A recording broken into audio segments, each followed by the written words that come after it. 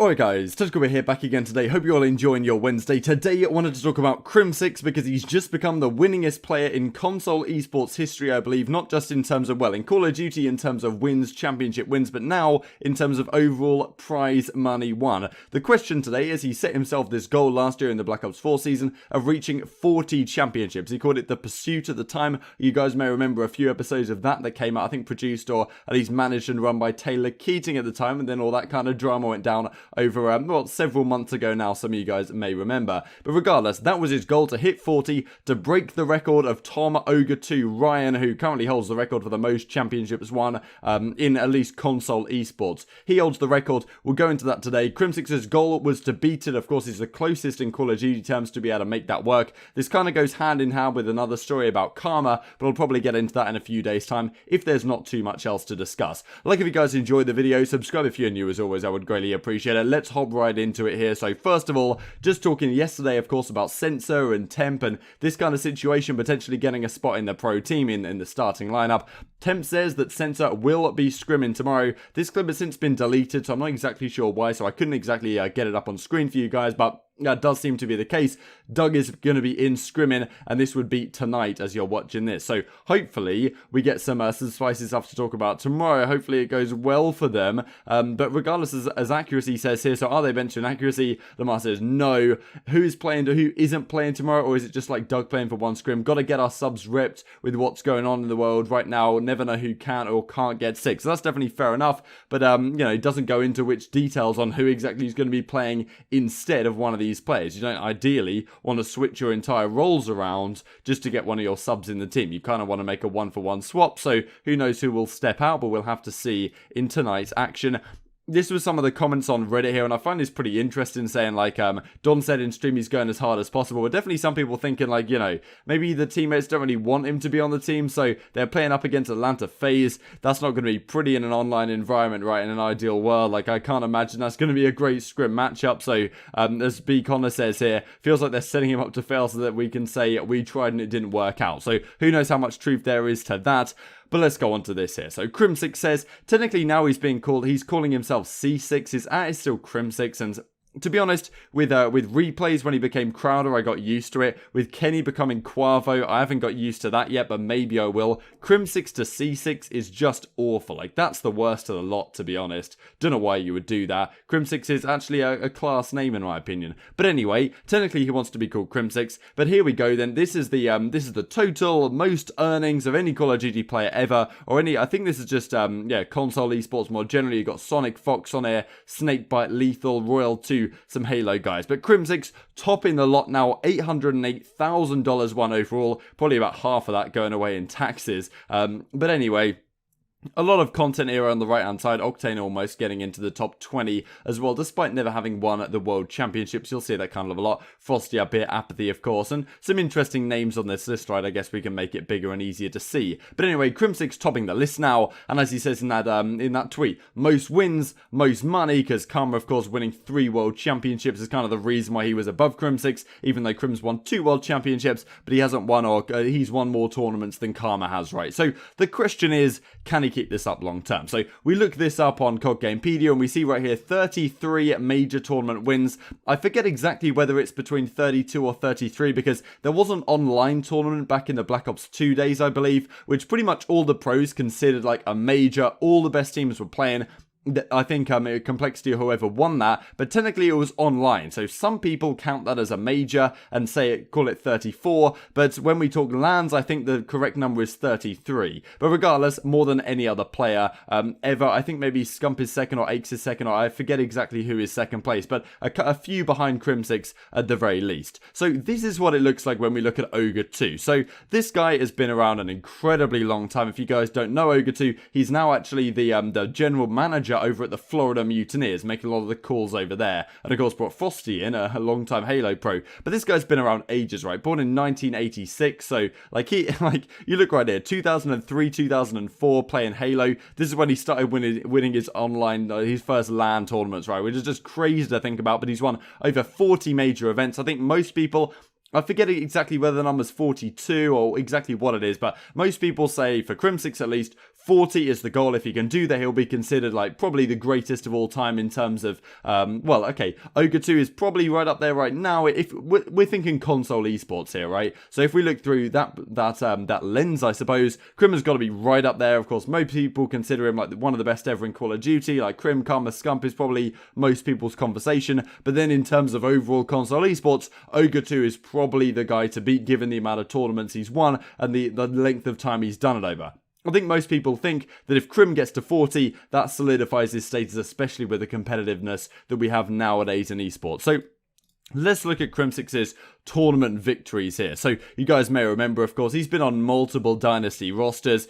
Karma, of course, has been on every Dynasty roster. If you think about the Freako Impact team, then the Complexity Evil Geniuses squad, then the OpTic Gaming Dynasty, and nothing really since then. Karma's been on it all, but Crimsix has been on Complexity and that team for a little bit longer, so he racked up more wins a while ago. So this is what it was like in late Black Ops 2, early Ghosts. If you guys didn't really watch the scene back then, Complexity were dominant, winning all these lands in a row. This is the team Aches, TP, Crim, and Clayster. So, of course, these players have been around a very long time. Then Clay comes out for Karma, the start of the Ghost season. They continue on dominating, win the World Championship. Then end of Ghosts, they go on to this Evil Geniuses squad, so there was a whole buyout situation. They win Anaheim playoffs, they win ESWC 2014.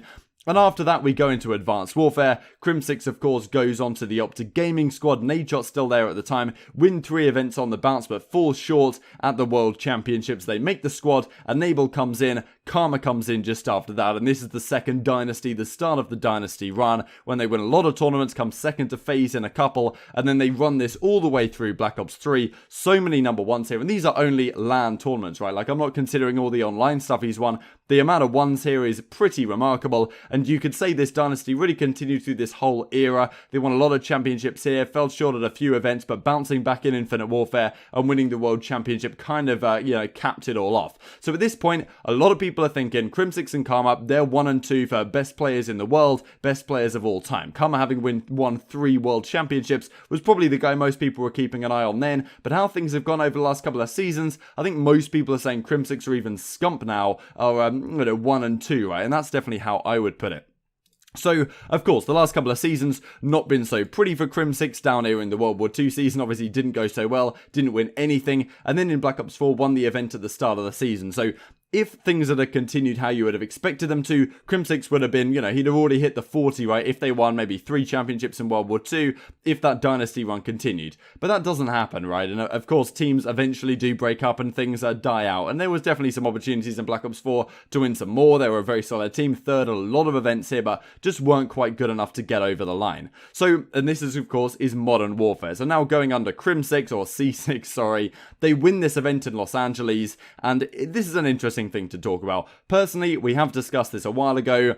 Does this count as a proper event, given not all the teams were there? This one to me certainly does, because Atlanta FaZe was there and all of that stuff, but let's just say that going forwards, we count these as events, because it's most likely we will see some sort of similar system going forwards. Of course, we've got the online league going forwards over the next few months. That's certainly a thing to talk about in the coming minutes here, but also to discuss next season what is going to happen. So far this season, we've had 8 team events, 12 teams in the league. What if next season we have 16 teams in the league, and they sell some more spots to Activision Blizzard? What do we see? Do we still see 8 team events? Do we see 12 team events? How do they make this work? Because I imagine they still want to go for this global, home series in every city kind of thing. And I like that in theory. To me, it says we're going to see more of these tournaments in future where there are not all the teams are traveling, because if all the teams are traveling all the time, that's not great. And you want to give the teams their promotion in their home city. You don't just want to have a tournament every month where everyone goes to. It's kind of nice to have one twice as often, but with less teams. In my opinion, I kind of prefer that. And then, of course, as long as you have a big mid-season and a big end-of-season championship,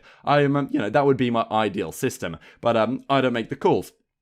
Anyway, Crimsix, of course, does win the very recent event here in Los Angeles with the squad, and Dallas Empire looking like a very good team, because they've only lost to Chicago, they've only lost to Atlanta FaZe in the entire league. Every other team they have beaten, and those are the 3 teams that have won championships now. So Dallas will look like they were on a streak. They could beat every team that wasn't Atlanta or Chicago, and who knows exactly what will happen there. Maybe they'll adapt, get better, try and make some adjustments.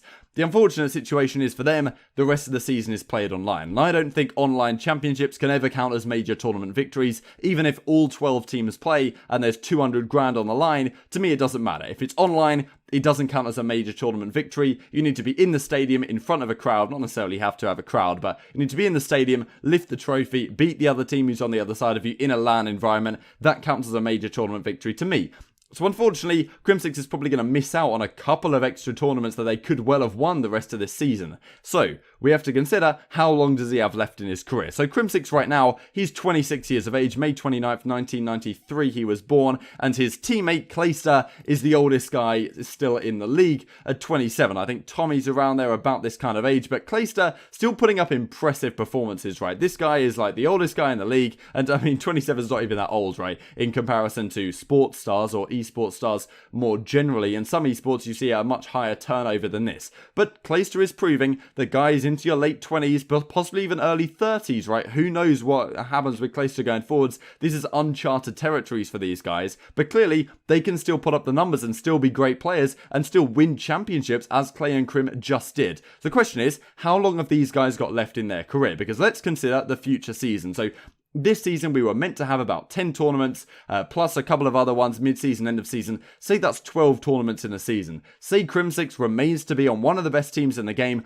and wins, say, 2 tournaments a season. Of course, the competition is so high right now. Can you predict Crimsix's teams to win more than 2 tournaments a season? Difficult to say, but let's say he wins 2 or 3 tournaments a season for the next few years. That's feasible, right? He's won 1 now, which I guess brings him up to 33. I'm not sure if these numbers I looked at initially includes the most recent one. This may not have been updated yet. So we may be looking at a number of 34.